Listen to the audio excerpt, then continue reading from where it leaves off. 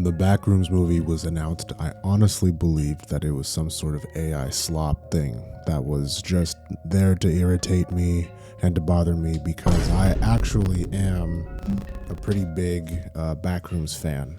Not for any particular reason, it's just the idea of a place you can go, and a place that's just sitting in the universe that absorbs things and tries to be human or tries to replicate what it is to live, to exist, and does it in its own familiar but still so alien way is a really big deal to me. The thought that something could exist without there being much meaning at all, where you can go and possibly get lost forever.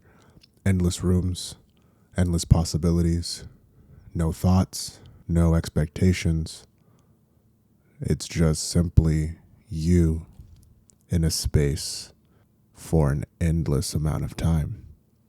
So when I heard that they were going to make a movie about something that didn't really make a bunch of sense in the first place, because even with all of the information on the internet, whether Reddit threads or just random websites that you can pop up on, and somebody said that they got lost in the back rooms, or some of the old YouTube videos from 2012, whatever the case may have been, you can put all of that information together and still really not understand what it is. So it was confusing to me how they were going to make a movie about something that never really had a purpose to begin with. How are you going to take all of these different aspects of what the Backrooms are as an entity, or can you even say it's an entity? Is it alive? We don't know. And make it into a 2-hour film that was shot in San Jose, Northern California, by the way. I actually, not by saying too much, I actually live not too far away from where it was shot. I think that's absolutely awesome.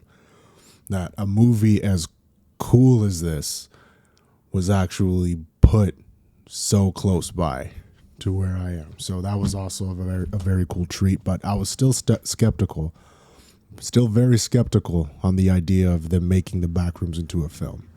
And truth be told, another reason why I thought that this was fake or it was AI is when the trailer dropped, I was watching it and it didn't add up. It didn't make sense to me, right? It put me in this feeling of disbelief, like I didn't want to acknowledge what was happening, and to this strange man walking around this room with that bright yellow fluorescent lighting, that dim music, and that same cold but familiar space that he was in.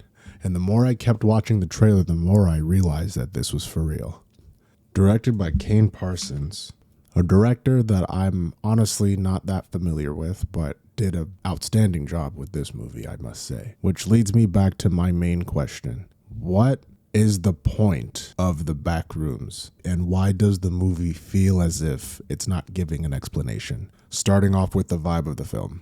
The vibe of the film from jump keeps you on your toes, but it's not outwardly creepy. It's not weird yet. It's just a guy making an advertisement for his business that may or may not be going out of business. It's clearly struggling. Our antagonist Clark just wants to sell some furniture to some people that are also down on their luck. The dynamic of Clark and what makes him so integral to the story is that he refuses to change. He doesn't want to step out of his comfort zone, even if it means making his life better. We see this by him talking to his therapist, Dr. May Klein, in which she asks him they do an exercise where she wants to get to the bottom of what is bothering him. So they both reenact the last argument that Clark had with his wife. They go back and forth, and she's trying to tell him, like, I'm unhappy with the way that we're living. And Clark pretty much says and throws in her face that she's putting her through school. He's doing so much for her and her sake, and he wants to keep her happy, but all she wanted was him. She didn't ask for him to get angry about it. She just wanted to have a conversation. And it ends up with Clark just blowing up on his therapist, and the exercise going nowhere. Stay in character! Fuck you! What did you say? Kind of like what happens in The Sopranos when Tony blows up on Melfi. That's what I got from that. So if you want to use that as a reference, because I did. Now it's a little intense. And then we see Clark go back to his house, or not even, well, you think he's in his house. He's actually in his place of business, drinking and watching something on TV, or watching an advertisement on TV. And this is when the flow of the movie starts to get up. Clark is there exploring it for himself. He gets to feel that confusion, that raw feeling, those expressions on his face of where am I and how did I get here? He keeps walking. There are just more doors. The hallways keep extending. He doesn't know where he's going. There are doors up. There are doors down. There's a door, all the way across the room, and it's a small one he has to crawl through. He ends up leaving.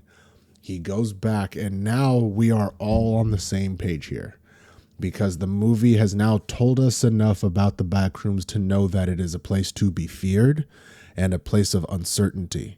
Checks a major box for me. I was looking for that specifically.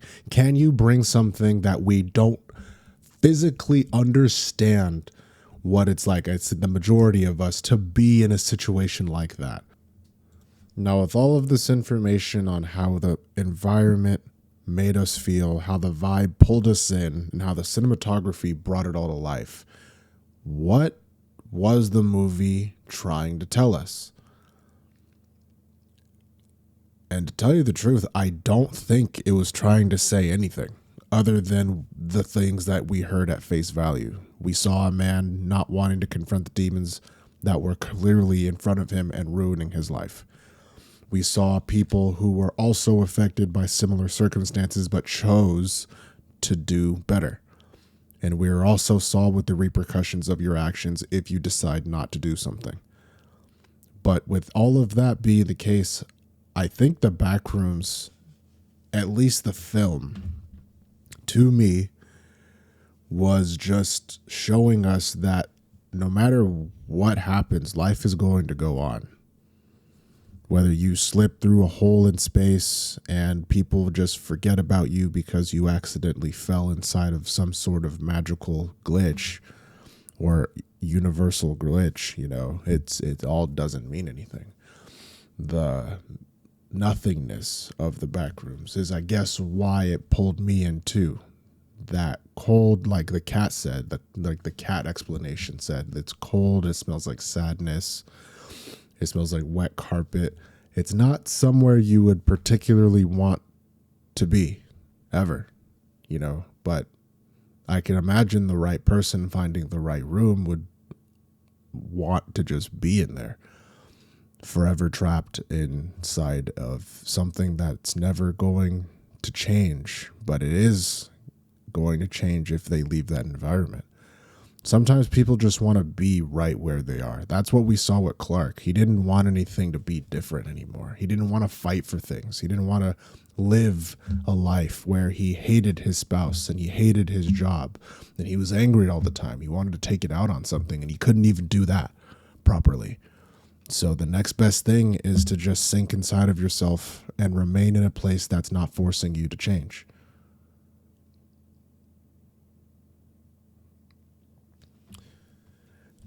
And that made a lot of sense. I don't think it was trying to say anything. I think the quiet stillness said everything.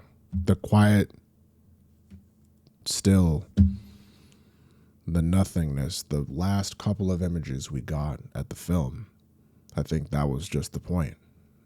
That you came, and that's all. Nothing less, nothing more. That movie was fucking gas, bro. Holy shit.